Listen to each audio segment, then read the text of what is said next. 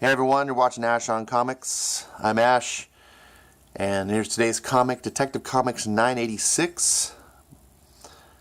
Continuing Brian Hill's 5-part run. This is the 4th issue in the run. If you haven't seen my video reviews for the first 3 issues, you should definitely do that before watching this. If you haven't read these books, you should definitely do that before watching any of those. This is a really good run, and if you're a fan of Batman and DC Comics at all, these are worth your time. So I'm gonna be spoiling these books, so I don't like to do that for you if you haven't read them. If you're insistent on not buying them anyways, then I can't stop you. I can't make you. You're not gonna buy them anyway. I don't think my spoiling is going to take away from the sales. So you're just missing out. This cover is kind of interesting. I kind of like the idea of the blueprint and Batman. It's kind of neat. I don't like the sideways cover though. Those kind of bother me. But and then this now is on the side instead of down here, which it shouldn't be either. It should just have a number up top. I was going through my my comics the other day, and like I got one right here. Dark Knight, and I noticed something.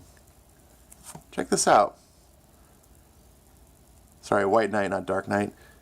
It's got the same logo, right? But look what's over here. Why can't DC do that? You know, make it a faded out watermark so it's not super bright, but you know, enough that you can see. Anyways, I don't get it. On with the episode.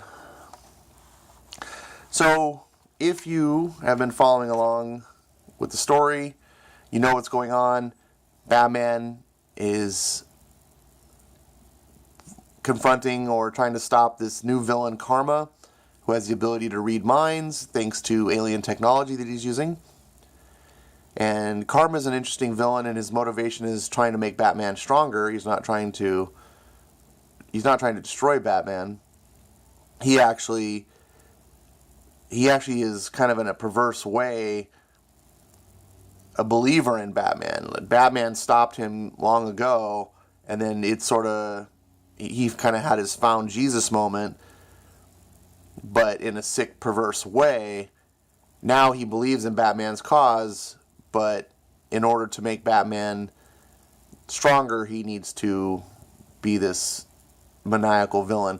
It's very interesting. I really do like the character. I think Brian Hill created something interesting here. I think Batman's rogue gallery has always needed work. A lot of the villains in the Batman world are silly, and they stay around because in my opinion, they stay around because they're just classic characters. Everyone knows the Riddler and the Penguin, and the Mad Hatter, and the the ventriloquist, and of course Joker's always been considered cool, but I think most of the villains are stupid and silly, but because they're classics, they stay around. And Batman's in more need of good, cool villains, and Bane is probably the coolest one, and that's been over 20 years. I guess there's been Court of Owls. There's been a couple new ones, but he could use more, and I think Karma is a very good villain that I would like to see kept around. So, Batman had to flee, if I remember correctly, from the last issue, and he's trying to work out stopping him. Karma has kidnapped all these kids and basically says, look, Batman, here's all you need to do to free these kids. Kill off your little team of wannabes, and I will free these kids, and you will be the Dark Knight again. So, of course, Batman's not going to do that. And so right now, we catch up on the story, and the nightly news is going on, and the parents are like, oh, please save our kids, blah, blah, blah. And Batman is saying, Alfred, put the signal breaker online. Those parents need to know where I am. Show them. And lights up every billboard. And so instead of seeing the tragedy, we just see the signal of Batman, who is the hope of Gotham. And I thought it still kind of does kind of give me chills a little bit to see that. Brian Hill really knows what he's doing here with Batman.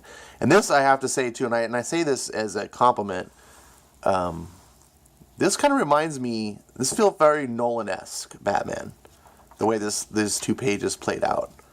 But I like I said, I say that as an absolute compliment. I have the utmost regard for all 3 Nolan Batman films. And if it is indeed true that Brian's doing a little bit of an homage here, even subconsciously, I only mean that as praise. So we have Black Lightning here making a comment. Bruce has style, I'll give him that much. He's confronted the Bat Brats. And of course, they're not listening to him. And I was a little disappointed in this episode, or this issue, in that Jefferson Pierce doesn't seem to have as much handle on these kids as he did in the previous issue. I was giving praise to Brian that I was like, oh yeah, I like how he's writing this character as not as an authority figure, but as someone who's dealt with youth and kids, and he's, as being a teacher, he knows how to keep them in line through experience, not just because he's a big hard ass and everyone's afraid of him. He knows kind of psychologically how to deal with them. And this one, he kind of loses control, and so I was like, that's a little disappointing. But it doesn't take away from the book. It's just my subjective reaction. So here we have Cassandra Cain as Orphan. She's run off on her own. That's what happened in this previous page. Is Barbara said, I told Orphan she could go. He's like, what? So she's off on her own, and Barbara is playing the role of Oracle here, which I think everyone kind of wishes she would just be. And then you could have Batgirl right here. I don't understand. Whatever. So, she's off and trying to get the kids. I don't know why, Batman told them to stay behind. Why these think that Batman can't do the job better than them. But they're young kids, I guess. So it makes sense. So she's breaking in. We got a cool little visual sequence here. She runs into Batman, and Batman doesn't waste time scolding her or doing anything. He just tells her the facts, and I love that because Batman is so just to the point. He's not a drama queen. She runs in like, whoa, shit, Batman. Karma has a bomb rigged to the children. I'm killing all the signals in the area in case it has a mold detonator. That means you won't have Batgirl in your ear. And he knows, immediately, what's going on. There's no dialogue, no text balloons, no narration or anything. Brian knows he doesn't need to tell you that Batman figured it out. Right there. The text, very simple. And I love that. It treats the reader with respect. Click. Orphan, are you there? Bruce? What's going on? Leave Karma to me. Save the children. Follow the light. So here we see the children all wired up to explosives in a very dramatic fashion. This is a really cool establishing shot. Timer's ticking down. See little smoke grenades. She jumps down. I love this little sequence. No fear, no cry. I am help. And you just see the shock on these kids that are both just in fear and terror.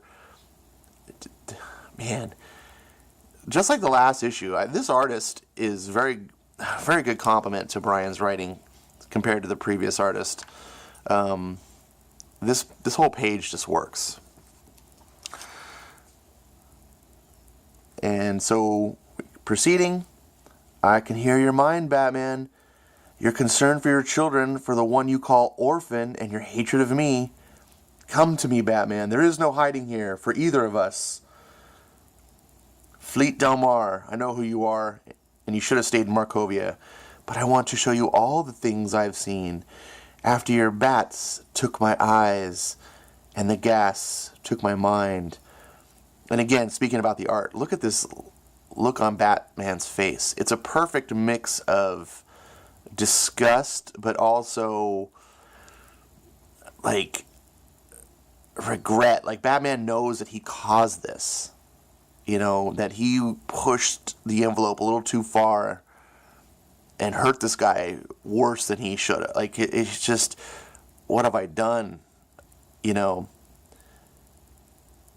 Took my mind and my life as he charges him. And I like that this guy fights with a sword. He's middle, Eastern European. I believe that's the area that he's from. So he's got the sword and the knife, and he fights with that style.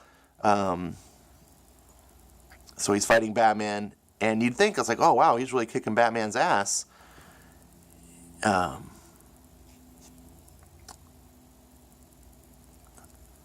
He says to Batman, I deserved a man who had become vengeance, and where is that man now?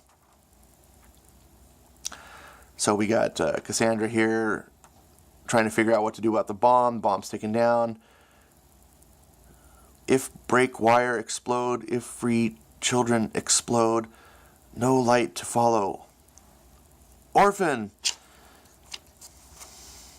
And Black Lightning shows up. He meant me. Move back. That was really cool. When reading it in the flow of the comic, it just... Again, this is a part where like the music would kick up, and if this was cinematic, and Black Lightning kind of having this heroic moment, and so he's going to try to contain the explosion. Lightning, you can't. Orphan, do it now. And so she looks at the kids and realizes, well, there's only one chance. She throws a little batarang, kills all the wires, sets off the bomb, and he's containing it, and she's ushering him out. And it's just really, this panel sequence is just great. You don't need words. It's visual storytelling. And the fact that Brian can write so well without words and tell the story without words, but also understands how to tell the story in pictures, in a show don't tell sort of thing. It's just, this is evident to me that Brian understands visual storytelling, and I believe he has a background in TV. And in today's comics, this is a rare thing, especially if you go over to the other side of Marvel. Like, writers don't know what they're doing. They come from young adult fiction novels, and everything is just words, explain everything, and the artist is like drawing pictures to follow the words, but no, the pictures should be the words. The pictures are worth, that old saying, a picture's worth 1,000 words. There's very little text here. We see the explosion. You can just imagine these scenes being animated, going off in your mind. She's ushering him out. Back to the fight. Crack! Nice kick to the face of Batman. Grabs him by the back of the head. Boom! And face into the wall. That's gotta hurt. Then down on the ground, Batman is just, it's not often that you see Batman getting his ass handed to him. Most of Batman's villains are the psychological type. Bane was, I guess Bane is a really old character now, but in my mind it's kind of still fresh. I remember when Bane was introduced, it was like, holy crap, they made a character that can like stand toe to toe with Batman.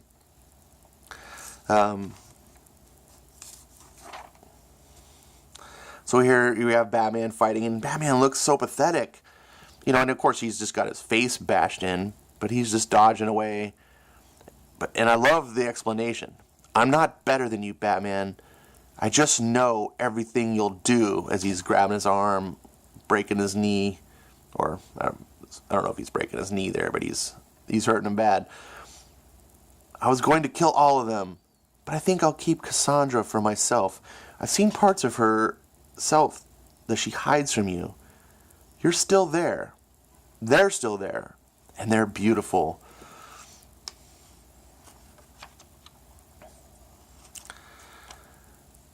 So Batman, did I miss that part? Yeah, I guess I did. These pages stick. So Cassandra kicks through the walls, ushering the kids away. I like how they're just cutting back and forth between the two action scenes. And we have Black Lightning here. I can't stop it. Kid's safe. Batman, there's no time. So many thoughts, Batman. You're spinning. Why can't you control your mind? So you won't know what I'm doing this. And he stabs him in the arm with his little batarang. Is that all? Activate thrusters. And that's where you see jets him out of the way. Batman, you're safe. Lightning, get on. And he gets on the motorcycle and they're driving off. Drive fast. Punch it, Orphan. I'll catch up. And he shoots his little batarang to the bike. And just the way this sequence plays out is such a great action scene.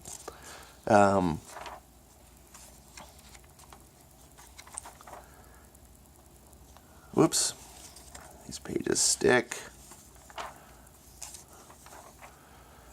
So, big explosion in the background. You can imagine if this is a movie sequence. I mean, this will be cool.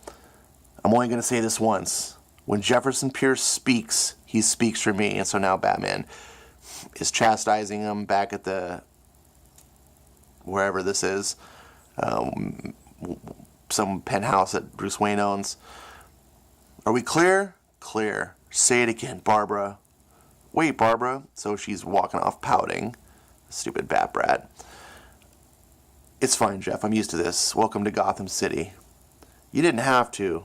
It's just emotion. She'll be fine. So basically he tells him that Barbara's researched what's, the technology and so forth. Jefferson interrupts. Batman, listen, wait a second. You don't know how to beat him. I know what I need to learn. And I have someone who can teach me. So, I totally forget her name. You guys all know her name. I forget, but she's part of the Suicide Squad. So that's interesting. I liked that Batman knew he couldn't beat him. It's like you get this sense that this fight, it wasn't about Batman beating him. And, he keeps this character cocky and never gives away his cards. This character, Karma, is thinking, I can read your mind, blah, blah, blah. He's like telling him, I can't beat you. The whole time, Batman is just buying time for Jefferson Pierce because that's what really matters. And this guy can't understand that. And so he's reading Batman's mind, and Batman's just telegraphing that he's there to fight him. So he never sees the ruse until it's too late, that he's kept his cards too close to the chest. And I like that Batman is able to outsmart this character who can read his mind. That's a very Batman thing to do. And we have a good, fun issue again. Now, this issue wasn't as good as last issue in my mind. I think last issue was just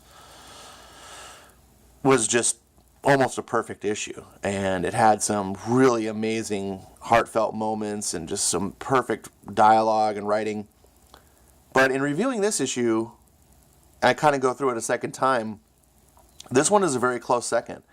I think it just doesn't have the opportunities that the last issue did because this one is more action-oriented. But it's very fun, and I think this artist, Briones, if I'm pronouncing it right, is a big step up from the previous artist that we had. And it really just helps Brian tell the story even better. I think if Brian gets work in the future and gets to work with some top-tier talent artists, we're going to be in for some really amazing stuff. And I've heard Brian admit somewhere I think it was on Twitter, I think I remember him admitting that Batman was one of his favorite characters.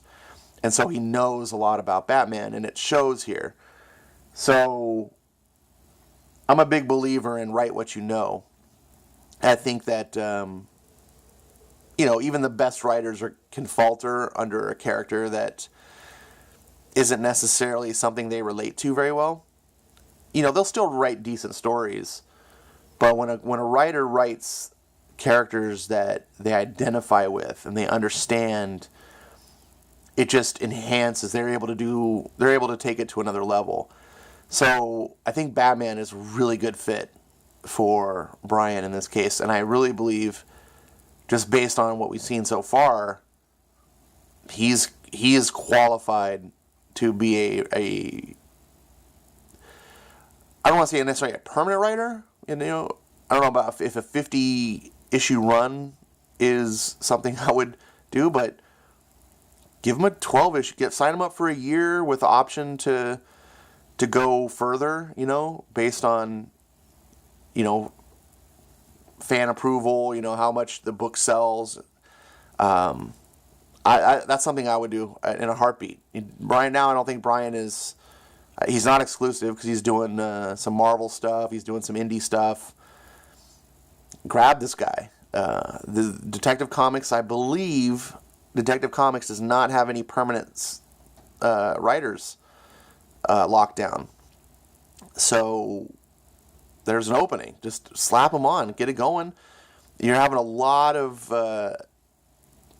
controversy with some of the recent changes. We've got Kelly Sue DeConnick taking over Aquaman, G. Willow Wilson taking over Wonder Woman, Brian Bendis taking over Superman. A lot of fans are just like, what is going on?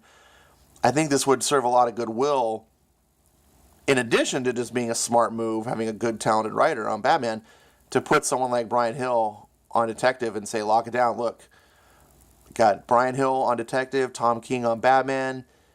I think fans would feel really good about that. And I know I would. I mean, I was not a collector of Detective Comics until this run. I bought it specifically for this run because Bryan Hill was such a tremendous professional on Twitter, so good to the fans in the face of such ugliness that's going on. And I was like, you know what? I got to put my money where my mouth is and reward. You know, I want to give people a shot. If this guy is really a good guy that I admire outside of the books, let me give his books a shot, because I don't want to necessarily read books just because I like you outside of your work. But I really would like to be a fan of someone who not only do I like their work, but they're actually a cool dude. It's so disheartening all the time to find out that the people you're a fan of their work are total douchebag. It just sours everything. Going forward, you're just like, oh, I like this art, but the guy's an asshole. You can't appreciate it on the same level. So anyways, I'm rambling on. This is a really fun book.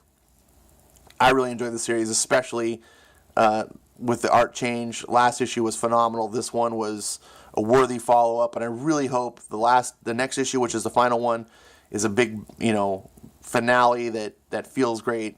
I haven't seen Bryan Hill end something yet, so I don't know how strong it'll be. But so far, so good. $2.99.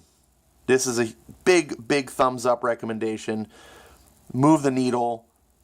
Show DC this is what we should be getting. Buy it. There's no reason. $2.99.